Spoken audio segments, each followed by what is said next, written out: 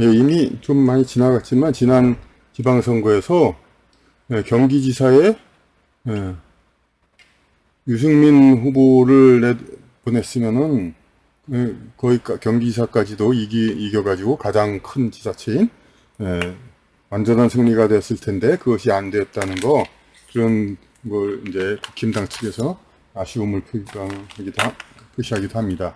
그런데 정작 국힘당 지도부, 이제 윤 대통령 그런 비롯한 뭐 국힘당 지도부에서는 그렇게 섭섭하거나 후회하거나 뭐 그런 분위기가 별로 아닙니다. 그러니까 그리고 뭐 너무나도 지금 큰 사건, 지금 저 이준석 그 대표를 뭐 그냥 요상하게 뭐 징계를 하고 무슨 비대위를 하고 상당히 좀 이거 좀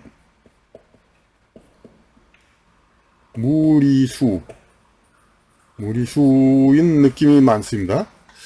도대체 왜 그러나 이유를 많이 봤을 때 물론 그 걱정, 참 이 사람 가지고는, 이 양반 가지고는 안 되겠다 이런 걱정도 있는 거 이해도 갑니다. 이제 물론 선거 과정에서 두 번이나 이렇게 뭐 사보타지를 했었고, 근데 그건 또 나름대로 또 여하튼간에, 그런데 아무리 그렇다 하더라도 이제 그 서울시장 선거 그거는 이제 대표가 아니었지만은 아주 열심히 뛰었고, 그리고 대통령 선거, 지방선거 이거 다 승리한 이제 했는데, 결과적으로 그걸 가지고 선거 과정을 가지고 그런 거, 그거는 이제 입장 차이가 있겠지만 이걸 가지고 계속 책임을 묻는 거, 선거 과정이 매끄럽지 않았다는 것서, 그거는 일단은 좀 절대적인 뭔가 확실한 그런 문제거리는 아닙니다. 근데 또 하나 이제 제가 보는 이제 세계관에서 또 문제거리가 있는 거는 이제 우크라이나를 방문했다는 겁니다. 그러니까 우크라이나 방문했는데 그 권성동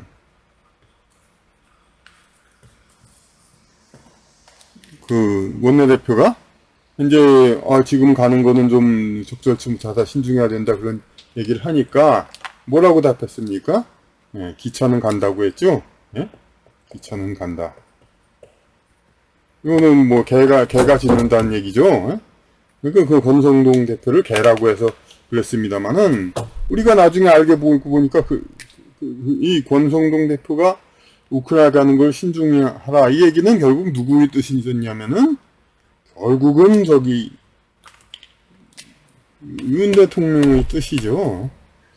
그런데 그것을 보고 이제 그 뜻을 반영해서 신중하게 가지 말았으면 만류했는데, 마치 미국 바이든 대통령도 펠로시의 그 대만 방문을 만류했듯이 그랬는데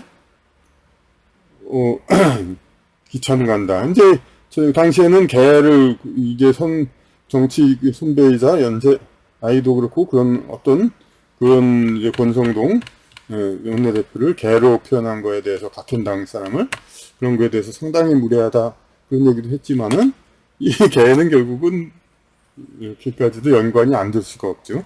그러니까 이거는 상당히 치명적일 수가 있습니다. 그러니까 근데 아무리 그래도 한 가지 이유 때문에 참 그런다는 거, 그건 또 상당히 또 우리가 생각하기 힘들기도 합니다. 하여튼 그래도 이 한 가지를 계속 이유를 찾으면은, 어쨌든 뭐 우크라이나를 결국은 방문해가지고 그 다른 나라에서는 집권당 대표라고 하니까 무슨 뭐 그냥 수상 뭐 그런 것 정도로도 생각하고 대단히 권력과 영향력이 있는 걸로 생각하죠. 그러니까 이제 그런데 푸틴이 한국이란 데 이제 떠오르는 정치인이다, 이준석이. 그런데 우크라이나를 이렇게 절대적으로 흔든다. 그러면 뭐야? 그럼 푸틴 입장에서 이 인간이 크면은, 자라나면 앞으로 한국은 너는 우리하고 없다, 그런 식으로 얘기를 하겠죠. 그리고 이제 이 삼성 등 기업이 러시아에 많이 투자를 해놨는데, 그러니까 어떤 기업인이라든지 한국인 투자 기업인 중에 이자가 그대로 있으면은 한국하고의 거래는 없다, 그런 식으로 해서 그럼 기업인들이 정치인들한테 안 되겠다, 이 사람은 안 되겠습니다, 이렇게까지 또 추정도 했습니다만은, 이것도 역시 또 아주 크게 이것만으로 글쎄, 이유라고. 어쨌든 이 한 가지 이유 가지고 그런 거니까, 예, 그러기는 좀, 예, 부족합니다. 그래서 어떤 포괄적인 의미를 가진 전체적인, 왜 국힘당은 이제 무리수를 써가면서까지, 좀 억지스러운데, 아니, 보통 사람보다 똑똑한 그 사람들이 그렇다는 걸 모를 리가 없을 텐데, 좀 억지라는 거, 좀이 아니라 많이 그럴 수도 있고, 근데 왜 굳이 이준석을 내보냈어야 하느냐. 근데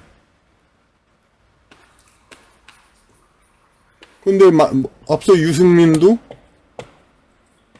사실 유승민 경기지사 하면 딱 좋겠다 하는 얘기가 막 됐고 나가면 되겠다 그런 상황에서 윤심혜이라고 해서 또 이제 후보가 지금 이름이 잊어버렸네. 김문희라는. 예, 나와가지고 결국은 이제 후보를 탈락시켰죠. 이것도 사실 이 정치 승리를 따져보면은 당연히 모든 면은 선거에서 승리하고 자기 당을 위해서 다 그래야 할 정치 그런 이제 공학적이라고 할까? 그거에서는 혹시 또 역시 무리수고 이상합니다. 그러니까 이상하고. 그런데 전에도 많이 했지만은 어떤 기업이나에서 이제 과장과 사원이 있어요. 그런데 과장이 시키는 지시사항이 사원이 생각하기에 아무래도 불합리한데 과장은 설명하지 않고 무조건 하래. 그 이유는 뭐냐면 그 윗선에서의 지시가 있기 때문입니다. 그러니까 가령 이제 물건을 손해 보면서 팔라. 이건 사원 입장에서는 불합리죠. 근데 이제 사장 입장에서는 시장 개척이라든지 어디하고 관계를 걸기 위해서 다른 이야기를 할 수가 있죠. 다른 이유가. 그러니까 이제 위에서의 이야기니까 이쪽에서의 순전히 논리적으로는 틀린 틀린 지시를 보이지 않는, 그러니까 범위 바깥의 영향권이 있을 때, 그때 이제 이런 무리수나 잘못된 그런 게 있습니다. 그러니까 지난번에도 외세의 경향, 외국의 압력 때문에 아까 푸틴 그런 러시아 그런 상상을 했을 때도 러시아가 해서 이준석을 없애라고 그래서 그러지 않느냐. 그래서 그런 건. 근데 러시아가 꼭 100% 우리나라 절대적 영향력을 가진 상황도 아니죠. 사실이 말하면 또 미국의 펠로시도 그렇게 대충 대하는 상황에서 어느 나라든 그렇지는 않습니다. 그러면 과연 이렇게 국힘당이 이렇게 무리수 유승민을 뻔히 경기지사 될 수 있을 유승민을 떨려내보내고 뻔히 선거에서 승리하면서 국힘당을 새로이 젊은 층 정당으로 만들어가는 이준석을 걸러내고 이런 이유가 뭐가 있겠습니까? 윤 대통령은 당선인 시기에 박 전 대통령을 면담했습니다. 면담하고 두 분이서 하여튼 모든 이야기를 공개했다고는 보지 않습니다. 그런데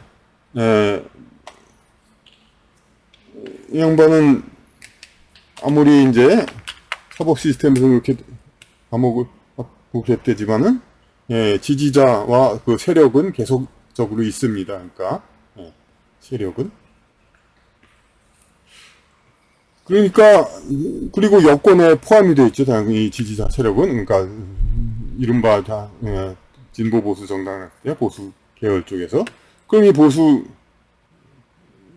진보가 있고 보수가 있을 때서 여기서 이제 일정 부분을 차지합니다. 이제 일정 부분을 차지하는데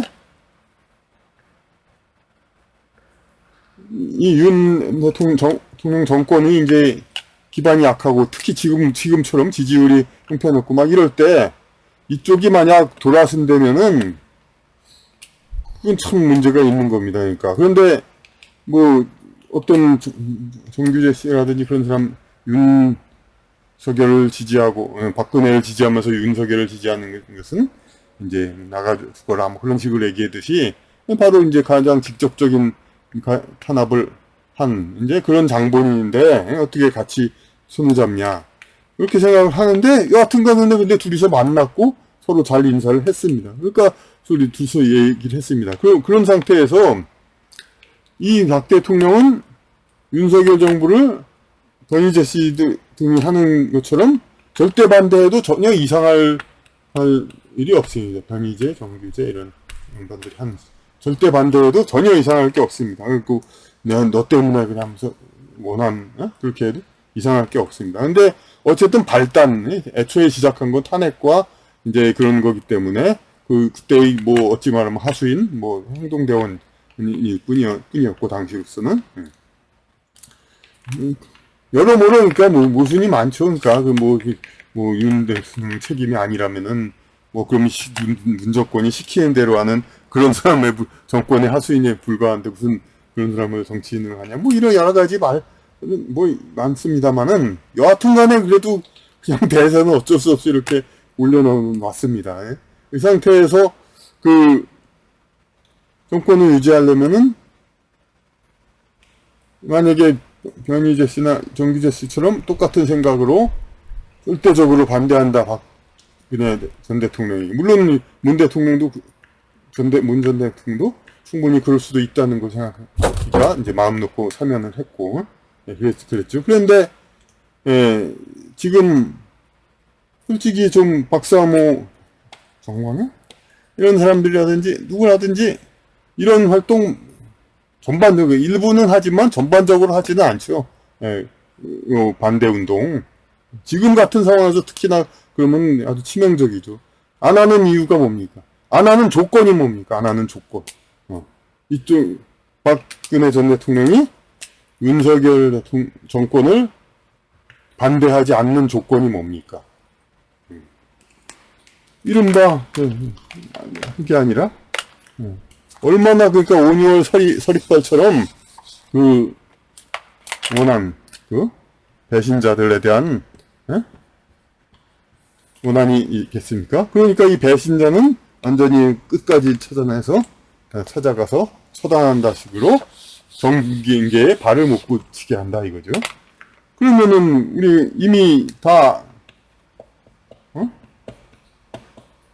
알려진 배신자라고 찍은 박근혜 전 대통령이 그런 사람을 이제 뭐 이 생각을 안 하는 입장에서는 유능하고 거 같고 경기지사 같은 거 하면 참 좋겠는데 왜 그랬나 하지만은 결국은 이제 배신자 프레임으로 이제 찍어냈고 그리고 겉으로는 아마 너무 어리니까 이제 겉으로 이제 배신자 그런 욕하기가 뭐해서 별 언급은 안 했고 내색도 안 했고 이제 만났을 때 그냥 인사하면 그냥 끄덕이고 그랬겠지만은 속으로는 분명히 자기가 다 키웠는데 그러니까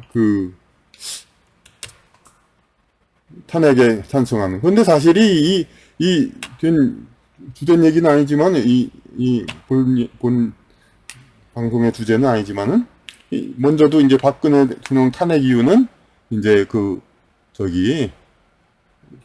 초등학교 한자 교육 이것이 치명적이기 때문에 친미 세력과 좌파 세력 공히 친미적인 세력이기 때문에 그렇다고 정치적으로 어떻게 반대 여론을 일으킬 수는 없고 냉가서 맡아 결국은 탄핵밖에 없는 거죠.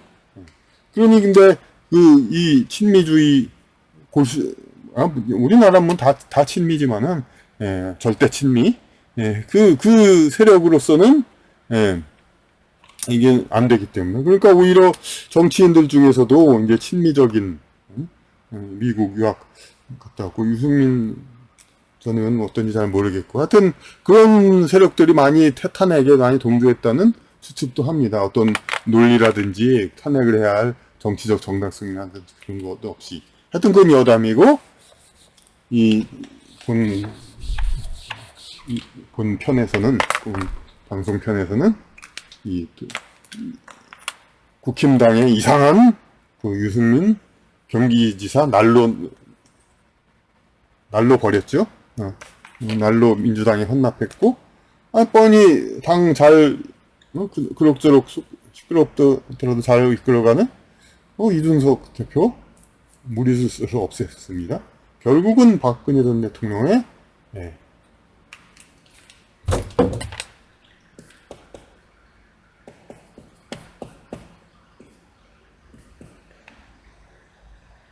막후정치. 막후정치라고 볼 수밖에 없는 겁니다. 그러니까 지금 국힘당 내부만의 문제, 내부만으로 문제, 절대로 이것은 먼저의 푸틴 러시아의 압력이라는 추측과 마찬가지로 추측에 불과한 겁니다. 물론. 하지만 분명한 거는 국힘당이 왜 이렇게 불합리한 무리수를 쓰느냐. 그럼 그걸 보고 찌찌하고 한탄하는 국민보다 이 사람들이 덜 똑똑해서 그러냐. 그렇지 않죠. 보통 사람보다 똑똑한 사람들이죠. 그런 사람들이 왜 그러나. 이것은 분명히 그 외부 압력이 있기 때문이고, 그것은 이제 외국의 압력도 있을 수도 있지만은, 지금 가장 추측되는 것은 그 박근혜 전 대통령의 막후 정치. 이것이 가장 크다고 보겠습니다. 절대로 배신자는 이제 국힘당에서 이제 살아나지 못하게 하겠다. 이것이 진행되고 있다고 봅니다.